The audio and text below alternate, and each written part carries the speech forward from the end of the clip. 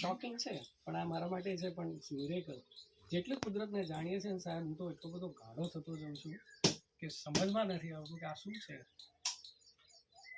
તમારા mummy papa પાસેથી તમારામાં માઇક્રોબ્સ આવ્યા છે અને your DNA is not your DNA, it's microbes DNA. Can you believe it? So તમને એટલું બી ખબર છે કે some disease are genetical disease. So how you can cure? Yes you can cure. કેમ? હવે સમજાય છે કે માઇક્રોબ્સ છે actually, DNA is not your DNA. અને ધેટ માઇક્રોબ્સ એને પણ આગળ અનુકૂળતા ગઈ છે એટલે આગળ બળશે. અહીંયા બી તમે એને એટલી સિમ્પલ છે સાહેબ, અહીંયા મેં ખાલી એને ઢાંકી દીધું અને ખબર પડી કે એને ધાબળો કરી દેવાનો છે. ગરમી તડકો પડે છે, તમારી ચામડી બળી જાય છે, તો એને તો શું દશા થાય? તો ખુલ્લા તડકામાં રખાય જ નહીં એને. આટલી ખબર હતી, ઢાંકી દીધું એને. અને આખી જમીન ક્યારેય ખુલ્લી કરતો જ નથી, ઢાંકેલી જ રાખવું એટલે એને અનુકૂળ થાય છે. બસ આટલું સિમ્પલ.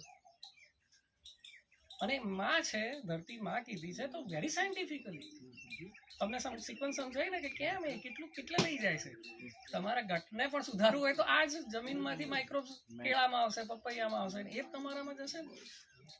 અને એ વેરિએશન વધારવાનો ટ્રાય કર્યો આપણે અહીંયા કે બધા હળી મળીને કામ કરે. તમે જુઓ તો ખરા સાહેબ, આ ઉત્તર ગુજરાત છે તમારું છે, હું તો અમદાવાદનો છું. તમે ખેડ જોઈ છે ઉત્તર ગુજરાતમાં?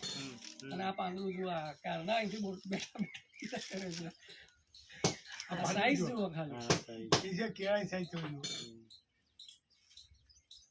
પાંદડાની સાઈઝ જુઓ. એનીવે, હું એવું ઈચ્છીશ કે હવે તમે પેલા આ જોઈ લો સ્ટ્રક્ચર, પછી હવે થોડું અંદર જઈને વાતો કરશું. થોડો સમય મર્યાદિત લાવ્યો છો એટલા માટે. તમે મને જે ટાઈમ શેડ્યુલ કર્યો, કારણ કે અહીંયા બધા નિરાત લઈને આવે છે, ટાઈમ લઈને આવે છે. એટલે ફોર ટુ બિગિન મારે તો અત્યારે એટલું જ કન્ક્લુડ કરવું છે કે ફિલોસોફીમાં ક્લેરિટી રાખજો. ફિલોસોફીમાં ક્લેરિટી હશે તો યુ વિલ ગો થ્રુ. અને હું તો આજે પણ એવું કહું છું કે કેમિકલ ખેતી કોઈ ખોટી નહીં કે તો સરકાર બાન કરે નહીં કરવાની.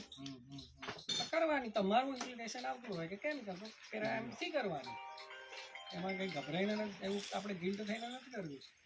પણ આ કરવું છે તો પછી આને આ રીતે કરવાની. અને એમાં આ ફેક્ટર આવી જાય કે